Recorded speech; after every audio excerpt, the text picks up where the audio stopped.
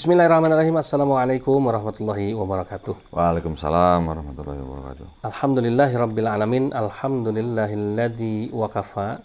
Wassalatu wassalamu ala nabiyil mustafa wa ala alihi wa ashabihi ahli sidqi wal wafa, amma ba'd. Fa ya ibadallah ittaqullaha haqqa tuqatih wa la tamutunna illa wa antum muslimun. Ikhwa fillah rahimakumullah, kembali dalam konten ABJI Aku Bangga Jadi Islam, ya, masih di channel LSK Al-Hadid. Alhamdulillah, kita bersyukur pada Allah Subhanahu wa taala, malam hari ini kita bergembira karena kita kehadiran seorang tamu istimewa yang nanti akan memberikan semangat, menambah gairah keislaman kita dan memberikan pemantapan akidah untuk kita, yaitu Pak Donditan. Assalamualaikum Pak Donditan. Waalaikumsalam warahmatullahi wabarakatuh. Alhamdulillah masih tetap setia di channel LSK. Insya Allah. Mudah-mudahan kita semua mendapatkan syafaat dari Nabi kita Muhammad SAW. Amin. Atas semangat kita membaca sholawat, ya, menyampaikan salam ta'zim untuk beliau, dan kita jaga sunnah-sunnah beliau sampai kita wafat nanti. Ikhwafillah yang dimuliakan oleh Allah Subhanahu wa taala, kita akan berbincang, ya, tentang bagaimana dakwah kristologi awal-awal. Ya, jadi Pak Dondi ini punya satu statement bahwa dakwah kristologi itu adalah dakwah yang tertua. Nah, ini menarik untuk kita bahas, kita kaji. Namun sebelum kita mulai, kita awali dan melafadzkan basmalah. Bismillahirrahmanirrahim. Baik Pak Dondi ini, ya. Jadi dakwah kristologi itu adalah dakwah tertua. Artinya sebelum mungkin ada dakwah tauhid, dakwah akidah, ya. Mungkin ada dakwah politik atau gimana maksudnya? Enggak, dakwah kristologi itu ya dakwah tauhid sebenarnya. Sama, ya? Ya. Oke. Kan gini, terminologinya ya. Kristologi sendiri ya. Kristologi itu kan daripada kata Kristus dan logos ini. Bukan logos. bukan logos. Maksudnya kristologi itu adalah ilmu yang mempelajari konsep ketuhanan daripada Yesus. Ya, gitu kan. Krisnya yang di depan itu kan ambil dari kata Kristusnya. Nah, sejak kapan itu ada yang namanya kristologi? Ya. Ya. Dari zaman Rasulullah itu udah ada kristologi. Mungkin namanya aja bukan kristologi. Ya, zaman dulu belum dikenal lah ya. Nah, istilah kristologi. Menurut saya, ya, kalau kristolog itu kan orangnya, ya kan? Menurut saya, kristolog yang paling hebat, menurut saya siapa? Nabi Muhammad. Nah itu. Karena ketika itu beliau berdakwah belum ada Islam, kan gitu. Belum ada Islam maksudnya? Maksudnya belum ada yang masuk Islam. Oh ya, maksudnya dalam dakwah awal-awal gitu lah ya. Awal-awal, iya. Nah, dan pula kan Nabi kan juga berhadapan dengan orang-orang Yahudi, iya, orang-orang Yahudi, orang-orang Nasrani. Dan orang-orang Nasrani kan gitu ya. Karena gini, awal-awal yang bisa melihat kenabian Rasulullah Muhammad SAW kan dua orang. Ya. Pertama pamannya Siti Khadijah, ya kan, radhiyallahu an, yaitu yang mantan yang pernah belajar sama orang Yahudi, Bukhairah. Oh iya. Pendeta Bukhairah. Kemudian yang kedua adalah pendeta Nasrani Waraqah bin Naufal, kan itu. Kemudian yang ketiga, 3 suku di Madinah, ya kan, 3 suku Yahudi di Madinah itu sebelum Nabi Muhammad hijrah ke Madinah, dia sudah mendengar nubuat, mendengar nubuat akan hadir Nabi akhir zaman, yaitu bernama Muhammad. Kan artinya betul bahwa dakwah kristologi yang disampaikan atau diajarkan Nabi Muhammad ini pada zamannya itu ternyata luar biasa sekali. Belum ada orang berdebat dengan orang-orang Yahudi dan Nasrani, Nabi Muhammad sudah melakukan diskusi, debat, dialog dan sebagainya. Betul. Silahkan dilanjut Pak Dondi. Nah, ya itu tadi kristologi sendiri, kalau kita melihat dalam gambaran yang lebih utuh lagi, itu kan sebenarnya dakwah. Ya. Dakwah untuk mengajak orang bertauhid gitu ya. Nah, ya memang sayangnya tidak semua umat Islam itu mungkin nggak paham atau bagaimana. Memahami apa sih? Ya, apa sih isinya. Jadi memandang kristologi itu suatu ilmu di luar Islam. Betul. Dianggap ini suatu tabu, ya. Ya, dianggap tidak perlu berdebat, tidak perlu apa. Padahal itu adalah dakwah juga, gitu loh. Dengan cara dialog seperti itu, yaitu persis sama dengan yang dilakukan Nabi pada waktu mereka menghadapi orang-orang Nasrani dan orang-orang Yahudi. Betul. Bahkan adik kandungnya Ali bin Abi Thalib sendiri, ya, Ja'far bin Abi Thalib, juga dia melakukan dakwah kristologi terhadap Raja Habasyi, ya, yang sekarang menjadi Ethiopia, ya. Najasyi atau Habasyi? Najasyi. Najasyi, ya. Dikirim, ya. Ya. Rasulullah. itulah dakwah kristologi yang disampaikan. Dengan membacakan salah satu ayat di surah Maryam, Surat Maryam 14. ya, itu sampai Raja Najasyi itu menggunakan tongkatnya itu membuat garis di antara dia dan Ja'far bin Abi Thalib. Betul. Satu garis. Dia mengatakan apa? Perbedaan kamu sama saya itu hanya satu garis ini. Iya. Jadi artinya sangat tipis sebenarnya gitu loh. Betul. Nah ya, jadi artinya dakwah yang dilakukan oleh Ja'far bin Abi Thalib itu adalah dakwah kristologi. Betul. Nah, sekarang kita melakukan hal-hal yang istilahnya, kalau saya nih melihatnya sekarang, karena tadi di awal saya mengatakan kristologi itu adalah ilmu yang mempelajari konsep ketuhanan Yesus, maka sekarang kita pelajari adalah ilmu kritik kristologi. Iya, yang membantah. Yang membantah, yang menyanggah, dan yang membuktikan Bahwa Yesus itu Yesus bukan Tuhan. Nah itu. Iya, betul. Ya. Nah, makanya ini kan menjadi satu yang menarik ya. Kita perlu meluruskan kesalahpahaman beberapa kelompok Muslim ya, atau mungkin juga ada orang-orang Islam yang masih menganggap dakwah kristologi ini ada dakwah yang bahkan secara ekstrim mungkin dikatakan ini dakwah yang tidak benar ya, dakwah yang tidak perlu, nanti malah iman kamu jadi luntur ya, dan sebagainya. Takut gitu ya. Padahal sesungguhnya saya ini kemarin ngomong kepada beberapa alim ulama. Saya bilang ulama-ulama, para kiai, para ustadz di Islam itu uncang-uncang kaki. Kalau bahasa uncang-uncang angge. Ya, udah PW ya, nikmat di dalam PW ya benar. udah pokoknya enak di dalam kondisinya, dalam zona nyaman ya kan. Ini Ustadz gaul nih. Sehingga mereka nggak melihat ancaman-ancaman yang dilontarkan dari orang-orang kafir, bahkan fitnahan ya kan, kemudian tuduhan-tuduhan, pelemahan-pelemahan, pendangkalan akidah. Tapi kadang-kadang kalau makanya saya bilang sama mereka, kalau dibilang para ulama kita ini nggak tahu, nanti takut kualat kan ya. Apa lebih tepatnya? Mungkin apatis kah? Atau mungkin skeptis kah kan gitu kan?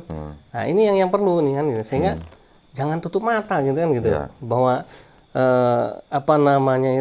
ancaman yang sudah diterima oleh kaum muslimin ya kan, baik ancaman pemurtadan, pelemahan akidah dan lain sebagainya, ini udah nyata, udah di depan mata ya. Masa zaman gini masih belum tahu kan gitu. Dan juga penting juga buat mualaf-mualaf yang baru masuk Islam ya.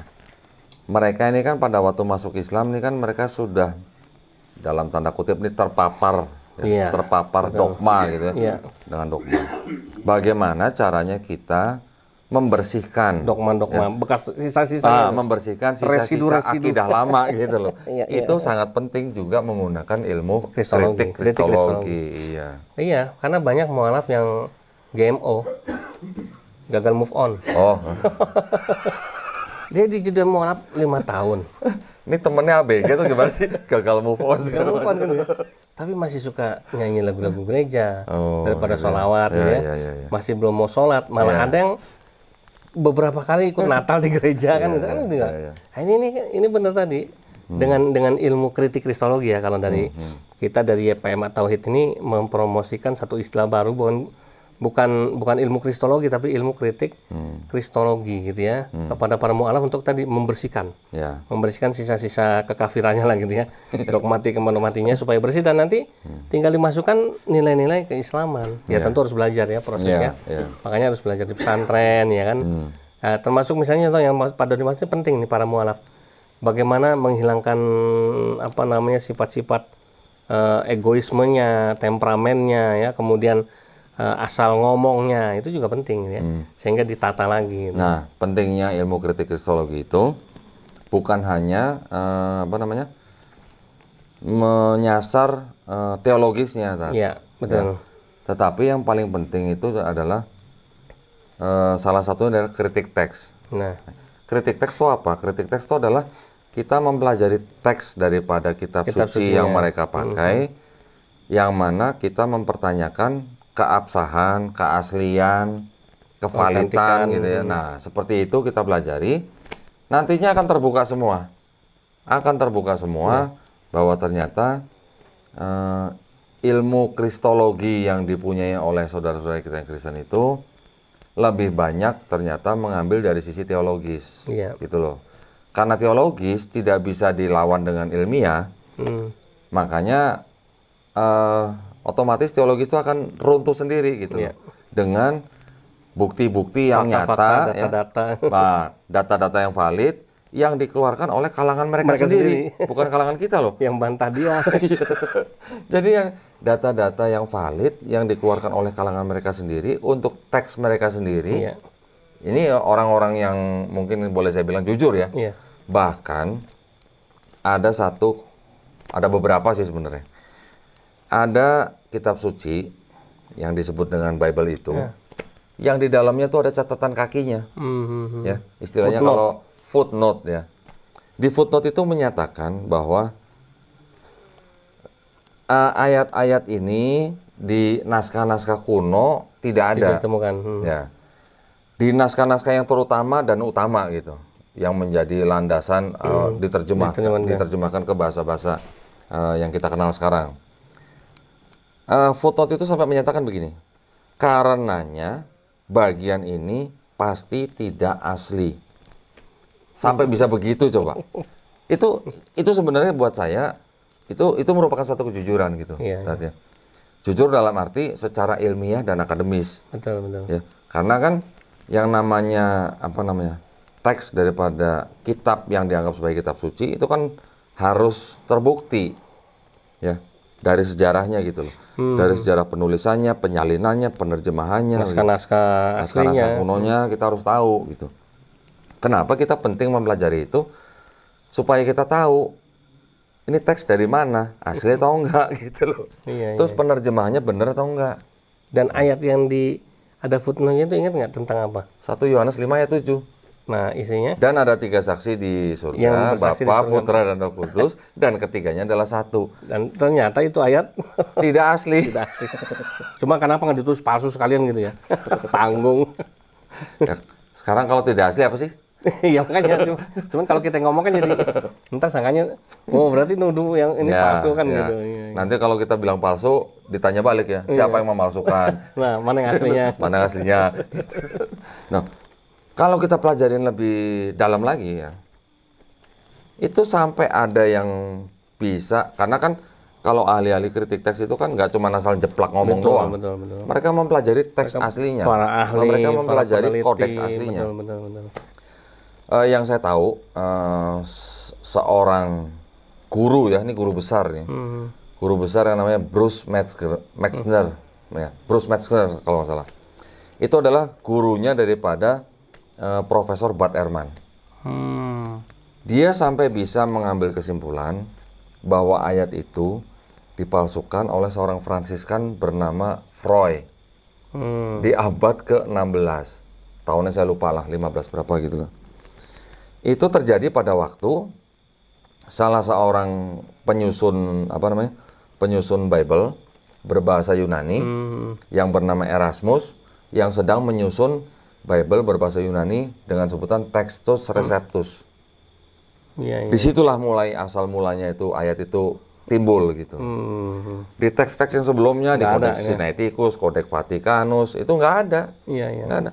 Adanya di abad ke-16. Makanya kalau nggak salah di Alkitab itu ada tanda kayak dalam kurung Tanda gitu. kurung ya.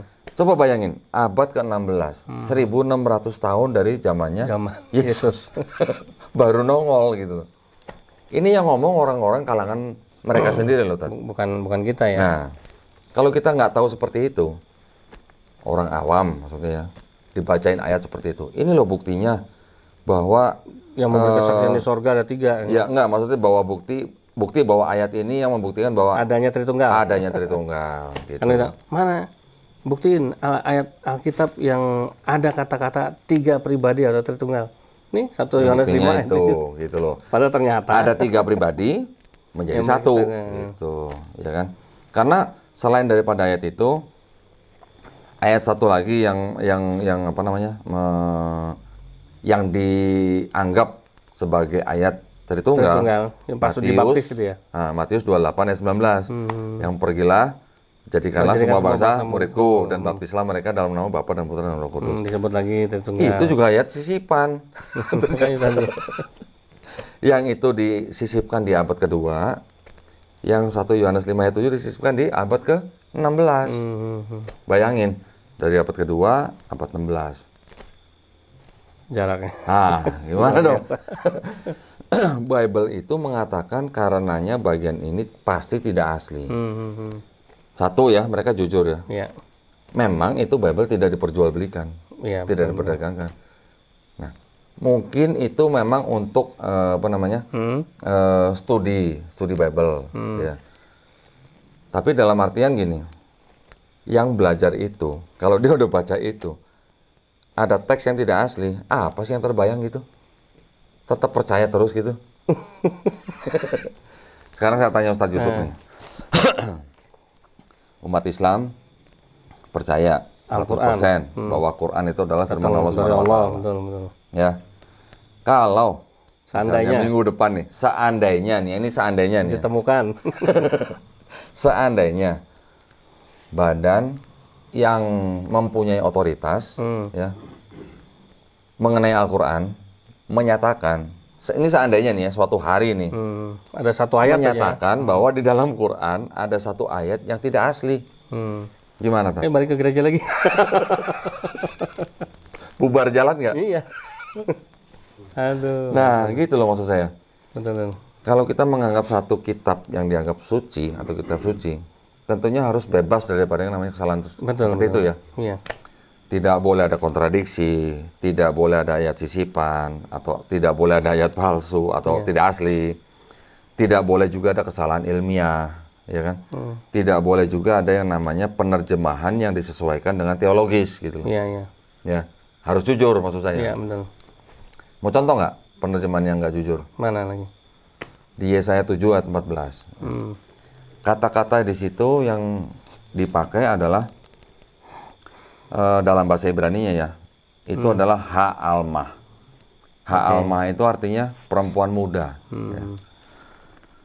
Di Bible bahasa Inggris dan Bible bahasa Indonesia, perempuan muda itu diterjemahkan dengan kata, dalam bahasa Yunani-nya diterjemahkan dan dengan kata parthenos.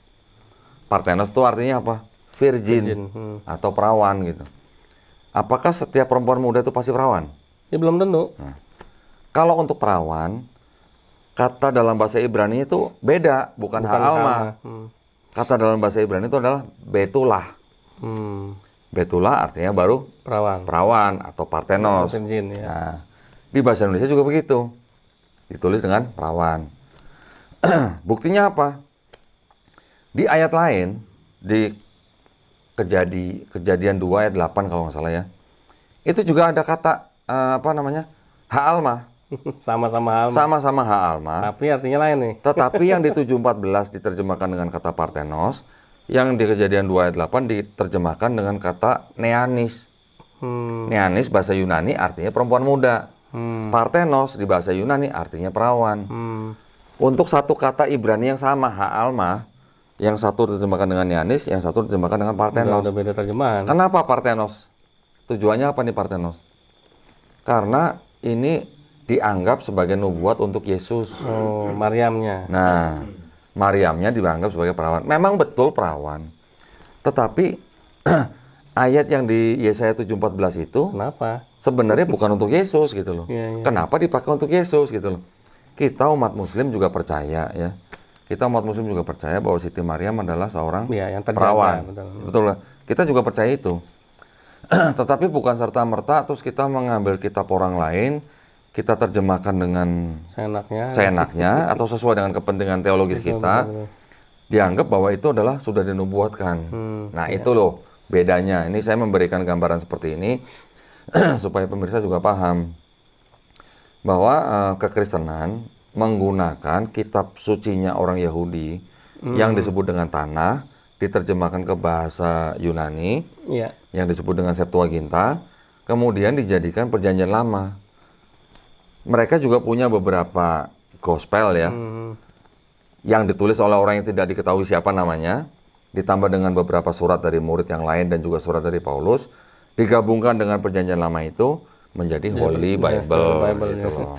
Itu ceritanya kurang lebihnya seperti itu ya. Makanya saya membuktikan bahwa tadi sebuah kitab suci harus bebas daripada kesalahan, Betul, betul, ya. betul. Harus bebas daripada Pemalsuan. ayat sisipan atau ayat tidak asli dan kontradiksi, Betul. dan juga penerjemahan yang tidak jujur. Gitu. Betul, betul. Nah, kurang lebihnya Iya, gitu ya. Makanya kita alhamdulillah ya, betul tadi. Kan artinya dakwah kristologi ini sangat memberi manfaat yang luar biasa. Selain kita tambah tahu wawasan tentang agama lain, kitab suci agama lain, yang kedua kita tambah yakin terhadap agama kita dan Al-Qur'an kita. Bahwa ternyata misalnya dalam surat Al-Baqarah 24 Allah kan berfirman, "Wa in kuntum fi raibim mimma nazzalna ala abdina fa'tu bi suratin mim mithli wad'u syuhada'akum min dunillahi in kuntum shadiqin." Kalau kamu itu masih ragu-ragu terhadap Al-Qur'an yang diturunkan kepada Nabi Muhammad, bikin aja satu surat aja misalnya kan gitu ya. Dan tuh suruh kumpulin tuh teman-temanmu, ahli-ahli bala tentaramu, ya konco-koncomu kalau orang Jawa bilangnya. Ya, tapi kata Allah fa'ilam fi raibi minna nazalna alif fa'tu bi suratin min misli wa uswadahu min dunillahi in kuntum shadiqin. Kalau kamu itu orang-orang benar ya. Kalau benar kan ternyata memang terbukti alhamdulillah bahwa yang benar hanyalah Al-Quran kan itu. Makanya Al-Quran bisa menghadirkan bukti-bukti, fakta-fakta yang sampai sekarang masih tetap terjaga. Walaupun serangan-serangan terhadap Al-Quran untuk melemahkan dan mencari kelemahan Al-Quran itu banyak. Tapi alhamdulillah sampai saat ini Al-Quran masih terjaga nih, Masya Allah ya. Nah itu ya, jadi luar biasa bahwa ternyata dakwah kristologi, sekali lagi kami meminta kepada seluruh umat Islam, seluruh para alim ulama dengan segala hormat, ya, dan segala ta'zim kami, jangan menolak dakwah kristologi ini. Jangan pernah menyudutkan, jangan pernah menganggap dakwah kristologi ini adalah sesuatu yang tidak memberi manfaat. Karena sesungguhnya dakwah kristologi lah yang membela Islam, yang membela Nabi Muhammad, yang meluruskan kesalahpahaman pandangan orang-orang non-muslim terhadap Islam ya. Kami ini yang mati-matian bekerja siang malam ya. Sementara orang-orang Islam yang lain cuma asik sholat 5 waktu, ya kan, cuma asik baca Quran saja, asik beramaliyah. Bukan nggak boleh, itu bagus ya. Tapi sementara giroh memperjuangkan dan membela agama ini ada di tangan kami justru ya. Sehingga kami tidak meminta antum semuanya untuk ikut langsung seperti kami, tidak, paling tidak dukung. Ya kan, jangan a priori. Jangan kemudian itu alergi. Tapi dukung kami, doakan kami semoga dakwah kristologi yang sedang diperjuangkan Pak Dondi, saya, YPM At-Tauhid, Gerham Mu'alaf, dan seluruh teman-teman para YouTuber kristolog muslim bisa terus berjalan, ya kan, bisa terus menggema, sehingga orang-orang kafir yang mencoba melemahkan Islam bisa terus kita counter ya, dan kita luruskan, kita benahi, sehingga mudah-mudahan semakin banyak dari mereka yang kemudian masuk Islam ya. Nah mungkin ini Pak Dondi terakhir. Selama Pak Dondi dakwah kristologi, ada nggak yang sadar kemudian orang-orang kafir itu masuk Islam? Secara langsung, kalau yang saya pernah alami, saya pernah memualafkan seorang dari Amerika. Ya. Namanya mungkin saya nggak usah sebut lah ya. Kira-kira tahun berapa ya? 2015 kalau nggak salah. Ya. Setelah itu, selama saya dakwah kristologi, saya sebenarnya nggak pernah berharap orang-orang di luar Islam dapat hidayah gitu. Buat saya cukup menyampaikan itu saja. Hidayah itu bukan ranah saya. Ya. Hidayah itu ranah Allah Subhanahu Wa Taala. Saya sendiri kembali ke Islam karena saya menonton dakwanya kristologi Ahmed Didat. Ahmed Didat nggak pernah tahu berapa orang yang masuk Islam karena video dia. Nggak ada hitungannya juga. Iya kan? Zakir Naik juga nggak pernah tahu. Ya, dari videonya dia yang tidak pernah menonton secara langsung, yang di belahan bumi yang lain, masuk Islam karena nonton video dia. Salah satunya saya. Tapi alhamdulillah kita saksikan kan bukti-buktinya di YouTube, banyak ternyata yang masuk Islam, Masya Allah kan. Saya nggak usah sebutin lah berapa orang yang udah masuk Islam karena ceramahnya Dr. Zakir Naik, bahkan pada saat dakwah itu dilakukan ya. Betul. Tetapi di luar daripada itu, ya, orang yang menonton, kalau memang dia hatinya mau bersih, mau terbuka, open minded, ya seperti saya akhirnya kembali kepada Islam. Menerima kebenaran. Jadi pada waktu saya berdakwah, saya juga tidak pernah mengharapkan orang mau masuk Islam atau dapat hidayah itu. Saya nggak pernah mengharapkan itu. Ya kalau memang ada yang menonton dakwah saya, kemudian dia dapat hidayah, ya itulah keberuntungan dia. Sama seperti saya pada waktu saya kembali ke Islam, saya merasa menjadi orang yang paling beruntung di seluruh dunia. Alhamdulillah. Gitu aja kalau buat saya sih. Ya, jadi niatnya kadang-kadang saya gini, niatnya yang kita harus benerin gitu. Betul. Ya. Bukan istilahnya kita berdakwah, kita berharap sebanyak-banyaknya orang mualaf gitu. Bukan ranah saya itu. Betul. Yang bisa membolak-balikan hati manusia cuman Allah Subhanahu wa taala. Betul. Baik ya, luar biasa penonton sekalian yang dimuliakan oleh Allah Subhanahu wa taala. Namun terbatasnya waktu dalam konten ABJ harus memisahkan kita untuk sementara. Insya Allah kita akan sambung lagi kebersamaan kita dengan Pak Dondi. Jangan lupa sekali lagi yang belum bergabung menjadi subscriber channel LSK dan channel Pak Dondi, langsung saja subscribe, like, komen, dan juga pencet tombol loncengnya. Insya Allah memberi manfaat buat kita semuanya. Dan bagi yang suka juga nanti bisa langsung konsultasi secara langsung lewat nomor WA ya. Nanti ada nomor WA yang kami tampilkan di deskripsi maupun di running text ya. Silahkan nanti antum bisa berdialog dengan kami langsung, bisa bertaaruf. Ya, yang jelas yang pasti apabila WA itu ataupun WA yang dikirimkan kepada kami itu sifatnya memberi manfaat, maka tentu akan kami layani dengan baik. Ya. Tapi kalau tidak memberi manfaat ya mungkin malas juga kita layanin gitu ya. Nggak mungkin juga kalau misalnya ada para pemirsa yang membutuhkan kajian yang lebih mendalam ya. Misalnya dari setiap topik ya yang ada di dalam ilmu kritik kristologi, bisa hubungi Yusuf Ismail. Atau ya pelatihan ya, model pelatihan. Ya, betul. Karena kita sudah menyiapkan kurikulum ya. Dan insya Allah sebentar lagi kita akan mendirikan sekolah tinggi ilmu kritik kristologi kan ya. Masya Allah. Ya, amin, mudah-mudahan doanya ya. Jadi amin. Pak Dondi dan saya sedang berikhtiar ya. Mudah-mudahan ini semua bisa mendapatkan ridhonya Allah Subhanahu wa taala. Tentu dengan dukungan dari semua pengurus dan juga teman-teman yang tergabung di YPM At-Tauhid dan Geraha Mu'alaf. Karena kita udah bersama ini. Kalau ada pemirsa yang mau berdonasi gimana? Oh iya, kalau ada yang mau berdonasi ya nanti bisa langsung ada lokasinya di mana gitu dong. Langsung aja. Nanti ada video khusus ya di channel LSK. Mungkin nanti kalau Pak Dondi berkenan juga di channelnya Pak Dondi ya. Dimasukin videonya tentang pembebasan tanah dan bangunan ya. Ada 1.200 meter persegi dengan bangunannya di pinggir jalan raya ke arah Gua Pindul atau Gua Wisata Gua Pindul di Gunung Kidul ya. Di Gunung Kidul Yogyakarta yang akan kita bebaskan itu nanti akan kita bangun sekolah tinggi ilmu kritik kristologi YPM At-Tauhid. Nah, ini minta doanya. Itu kalau beneran terrealisasi berarti sekolah tinggi kritik kristologi. Iya, bukan kristologi tapi itu menjadi sekolah tinggi kritik kristologi pertama di Indonesia dong? Iya dong, pertama. Karena yang memunculkan istilah kritik kristologi Pak Dondi nih. Wes, mantap. Ya, minta doa restunya ya.